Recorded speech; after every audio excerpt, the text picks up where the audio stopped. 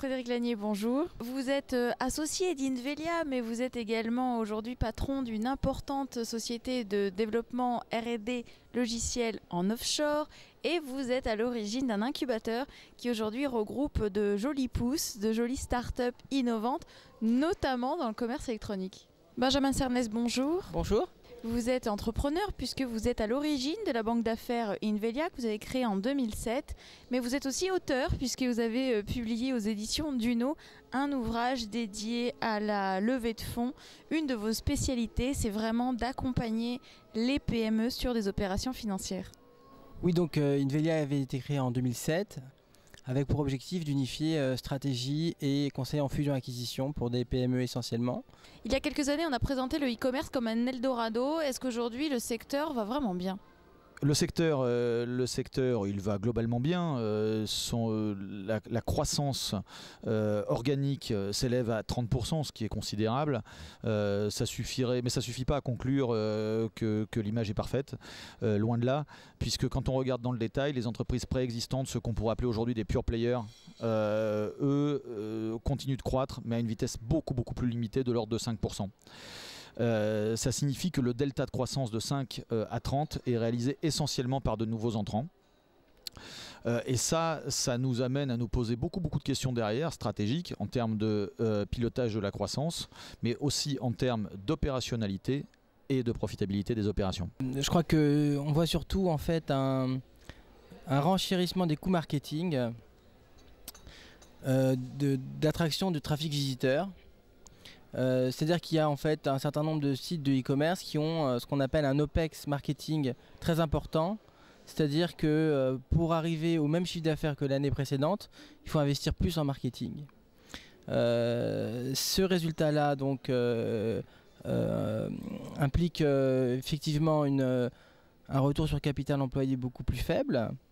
Et est lié en fait à une cause qui est assez simple, qui est donc la concurrence, l'intensification de la concurrence dans le e-commerce et également une oligopolisation de tous les éditeurs qui vendent en fait des technologies de trafic.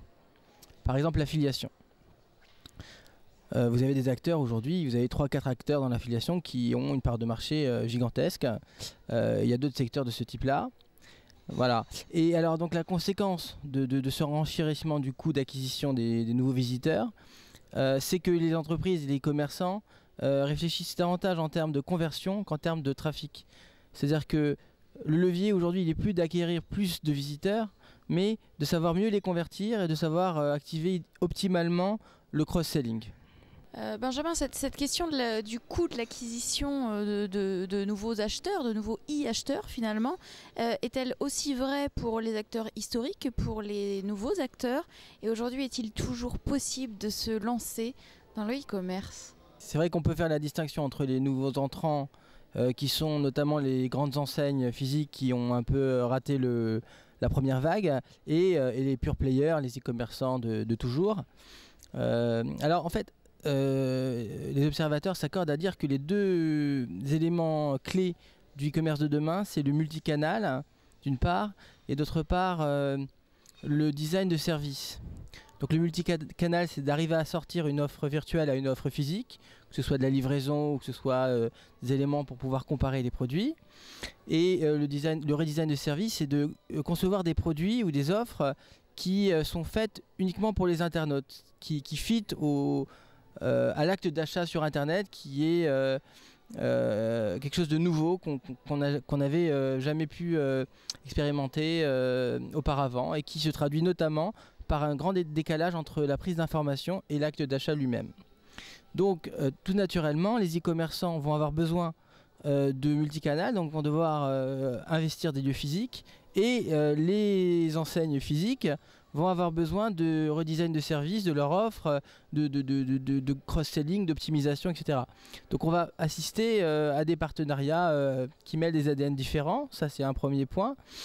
Et le second point, c'est que il va y avoir toute une réflexion des acteurs pour dimensionner un système d'information qui puisse gérer ce multicanal, donc au travers du centre de contact, au travers du télécom, de l'appel et au travers du web. Donc d'arriver vraiment à centraliser sa relation client, à capitaliser les flux d'informations et à gérer le cross-sales pour pouvoir arriver à extérioriser des chiffres satisfaisants. Je suis d'accord avec Benjamin, il est très très stratégique là, mais moi je vais ajouter des choses que me remontent mes clients. Je travaille pour effectivement, comme vous l'avez dit, plusieurs entreprises agissant dans le secteur du e-commerce. Et une des choses qui revient très très très souvent en ce moment, c'est le problème de marge. Et dans les questions stratégiques qu'a traité Benjamin à l'instant, il oublie de dire qu'également, quand on assiste à des regroupements en ce moment entre acteurs type Carrefour, Pixmania, c'est pour faire oui du cross-sell, mais c'est aussi tout simplement pour élargir la puissance d'achat et donc pour augmenter les marges. Voilà, acheter moins cher pour augmenter la marge. Ça c'est le premier point. Le deuxième point auquel j'assiste moi depuis mon observatoire, puisque je dirige une entreprise qui est l'un des premiers acteurs du nearshore IT européen. Je suis bien placé pour voir qu'aujourd'hui les entreprises de e-commerce à leur tour arrivent sur le terrain de l'offshore nearshore pour rechercher une réduction des coûts opérationnels par les low cost en règle générale, qu'il s'agisse de low cost de développement des sites, d'hébergement, de hotline, de n'importe quoi. Toutes les dimensions aujourd'hui opérationnelles d'une entreprise de e-commerce sont concernées aujourd'hui par la réduction des coûts et l'augmentation de la marge en général. Voilà.